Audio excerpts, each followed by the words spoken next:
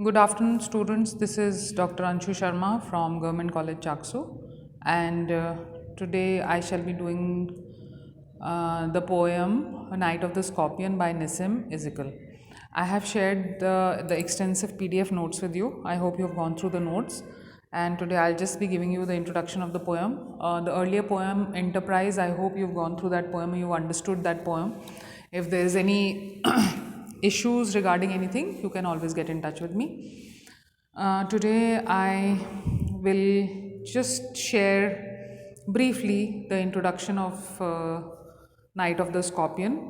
As the title suggests, it is about an evening, it is about a happening, or you can say it is about something that happened to the poet's mother that he is going to discuss here. And as the title suggests, that Scorpion is the central character, or you can say the central thing around which the whole narrative revolves. Now, this poem, Night of the Scorpion, it was first published as part of the exact name. That is the title of the book in which it was published, and it demonstrates a new aesthetic sensibility in Ezekiel's poetry. There is a certain newness in the way he has written this poem, and if you note his earlier poems, they conform to a very strict meter and rhyme. But this poem, Night of the Scorpion, it adopts a very natural meter and tone. The way he is discussed or the way he has written this poem is different from his earlier poems. And this poem was published when Ezekiel was purposely trying to change his way of writing, and he was trying to use a very loose free verse structure for his narrative poems. And this particular poem is of course a narrative poem because he is telling us a particular incident that happened in his life.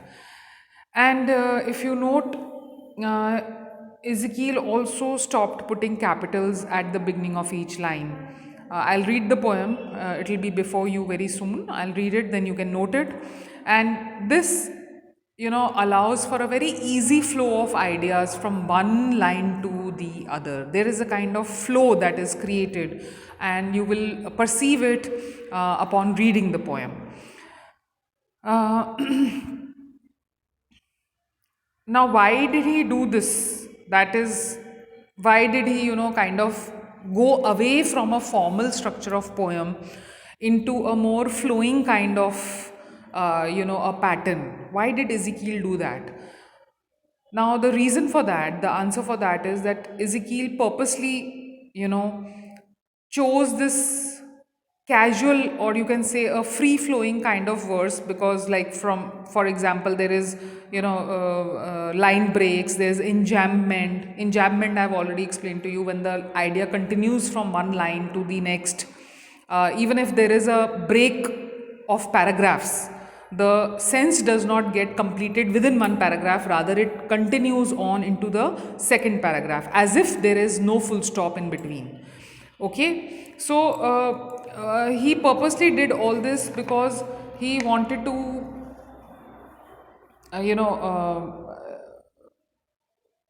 have this, he wanted to make this style uh, uh, you know have a kind of impact on the reader. It that is the reason why this poem became famous. This, because he was doing something new, he was doing something different. And if when I read the poem, you'll note that there is only one single line break in the whole poem. It seems to be as if the poet has written it in a single breath, as if in one go, one after the other, the ideas kind of jam into one another. There is quick succession of ideas, and that whole thing is reflected in the form of the poem, the way the lines continue one after the other without a break. Because usually, like for example, even in the Enterprise, when I had done the Enterprise with you, you had noted that there were 6 paragraphs, there was a formal construction, and each paragraph had got 5 lines, and there was a proper rhyme scheme, and it was like a very formal structure as far as poetry is concerned. But when we do Night of the Scorpion, you'll note that there is no division of paragraphs, and it's kind of a free flowing verse. And the line break actually happens when the mood of the poem shifts. You'll be able to note it. The change is very perceptible, it is very obvious. And when you read it, you will realize that the poem is divided into 2 parts. And it is rather lopsided because the first part is extremely long, whereas the second part of the poem, which is the ending, which is the concluding paragraph, has got only 3 lines. Okay? Then the second thing that is very obvious in this poem is that there is, comparison of a personal crisis versus social commentary. He has talked about his personal issue, that is when his mother has been stung by a scorpion, and how his father was affected by this, and the kind of impact that it had upon himself. On one hand, this emotion is there, and on the other hand, how the people around them, how the neighbors behaved, how the other villagers behaved, and what kind of inputs they gave to solve this issue of the scorpion having bitten his mother. That commentary is also there inbuilt within the lines of the poem. So there's a kind of contrast between how the father behaves versus how the people around them behave, how their neighbors or how the villagers behave. And the casualness with which the speaker relays this scene is rather incongruous, and it is also alarming for the reader, because the way the poet narrates it, it seems as if he is just an observer. It is not his own mother who is suffering. So that is kind of, it is quite something which is kind of maybe shocks the reader. Then slowly the speaker moves through the different events of the poem, and there is a unhurried kind of a pace of the poem, and it seems as if the poet is really unbothered about this whole happening. And this particular emotional detachment, it lets the poem speak directly to the reader, who can understand right away what Ezekiel means without having to, move from one emotional pain of his mother suffering to what the father is experiencing or what the poet himself is experiencing. There's a kind of, detachment, and that detachment kind of, you can say it's answers the purpose of what the poet is trying to do. He's trying to make things clear, and because there is no personal involvement of the poet, it is for the reader to decide. The reader can very objectively look at the whole situation, and therefore the reader can also understand very clearly as to what the poet is trying to do. So in the poem, Ezekiel's irony, it dramatizes the villagers as well as the speaker's father's superstition in their desperate attempt to save the speaker's mother. The speaker does not see the peasants in a positive light, but instead he compares them to a swarm of flies in their desperation to help the mother. Now this is quite telling, because to compare all those worrying people, the people are worried about the mother, and to compare them to a swarm of flies is nothing complimentary. It is not very complimentary, please understand that. So that is there, and throughout the poem, what I would like to bring your attention to is that the poem does not use any strict formal structure, and Ezekiel has, which purposely he has moved away from the kind of formal structure that he was using earlier in his earlier poems. But at the same time, you cannot say that the poem is not rhythmical or it is not musical. You'll be able to catch the rhythm and the music when I read the poem. It is very much there, though the structure has become very different from his earlier poems. And the punctuation and enjambment of the lines also cause the poem to flow in a large first stanza, because the meaning flows from one to the next line.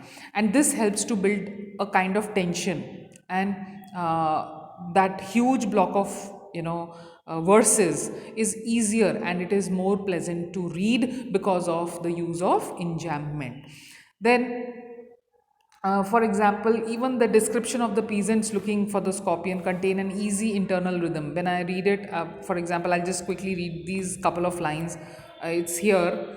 Uh, it's here in line number 11 to 14 that I'm quickly reading. With candles and with lanterns, throwing giant scorpion shadows on the sun baked walls, they searched for him. He was not found.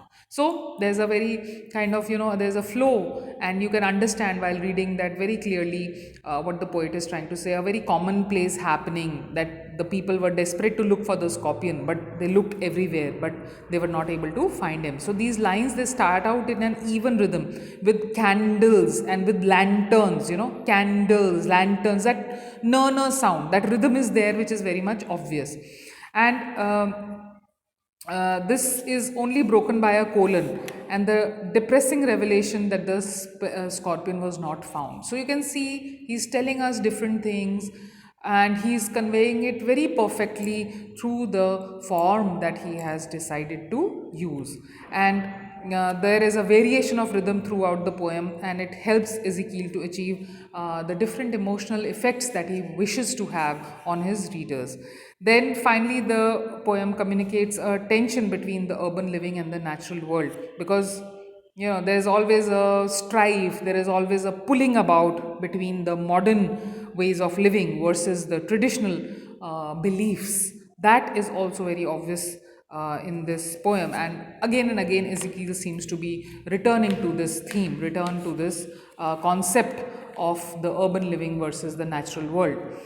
Then the speakers community, which lives close together and keeps itself informed about its residents, they all rise up, they all come together and to surround the mother as she suffered due to the scorpion bite.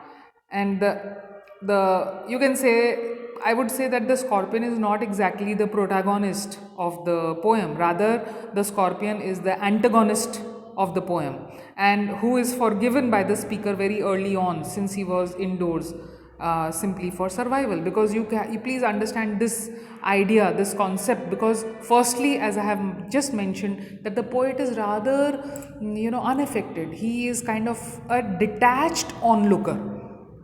Okay, and the same idea I'm trying to explain here also, that he has kind of forgiven the scorpion because the scorpion has come inside their house, because it is raining very heavily outside, and it's a natural instinct in all living beings to preserve oneself. So because it is raining outside very heavily, it is natural for all insects, for all living things to look for protection. So this scorpion has also just looked for protection inside their home, and it happens to be the storeroom, where the mother happened to go to look for some maybe grains, or maybe look for some material that she needs for her kitchen or for her cooking, and there the scorpion happens to bite her. So you can say that the natural world does have a force of its own, and this is very obvious in the night of the scorpions. And this again, you can say, has the cumulative effect on all the people who are living there. And it is not only that it has affected the family, which is directly connected to the woman who has been bitten, that is the mother of the poet, but it is also affecting all those people who are living near them, that is the neighbors, or also because, as they say, in smaller communities, in villages, the news spreads like fire.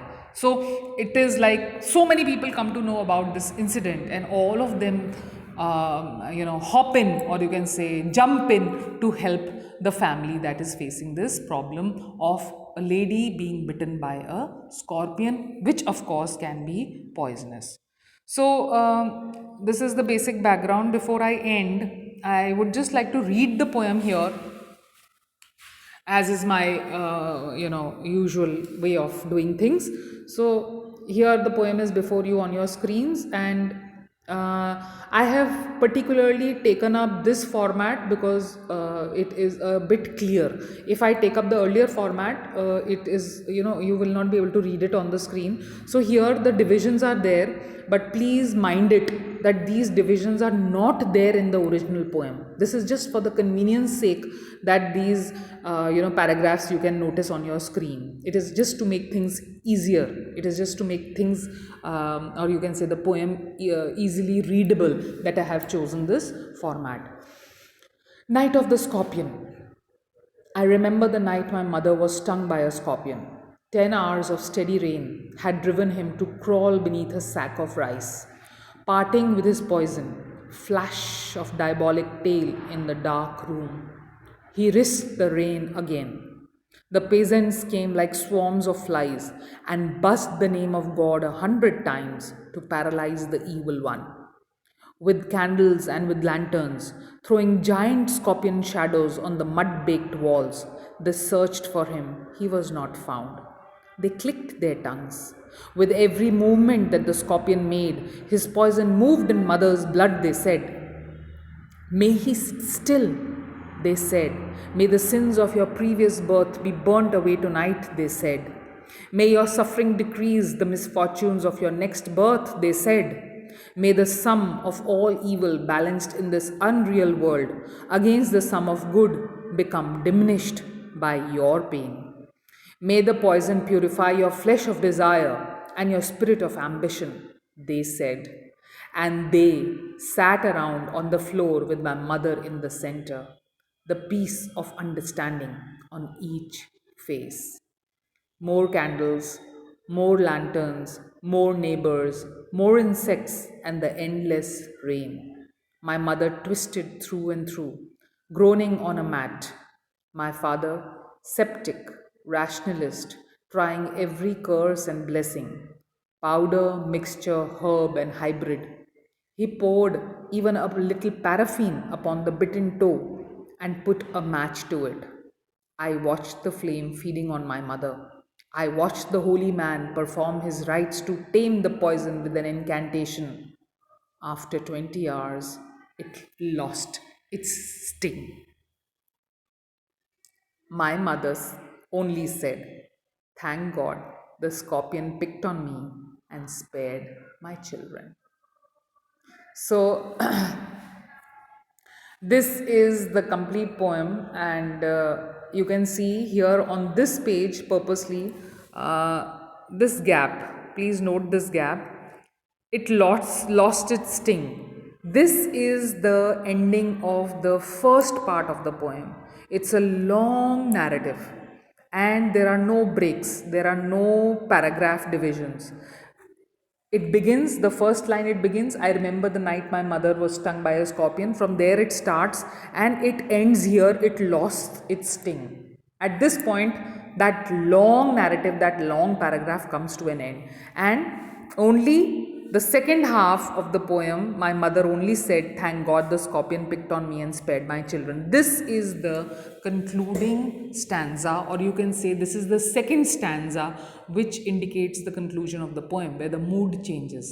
The first half of the poem, which is a huge number of lines, that only tells us about the whole happening on that night when the scorpion bit the mother. And after that, this break, you know, changes the whole mood because the mother is finally cured. And in these last three lines, the concluding lines, the mood completely changes because the mother has regained consciousness. She's okay now. So the mood is lighter. And these three concluding lines have a lot to say. This I will explain in the next video because I'll end here now. The detailed analysis of the poem I shall be doing in the second video. I hope things are clear. The introduction is clear. I shall also be sharing the questions with you very soon. Till then, once again, I shall just say bye bye. See you again tomorrow. Take care.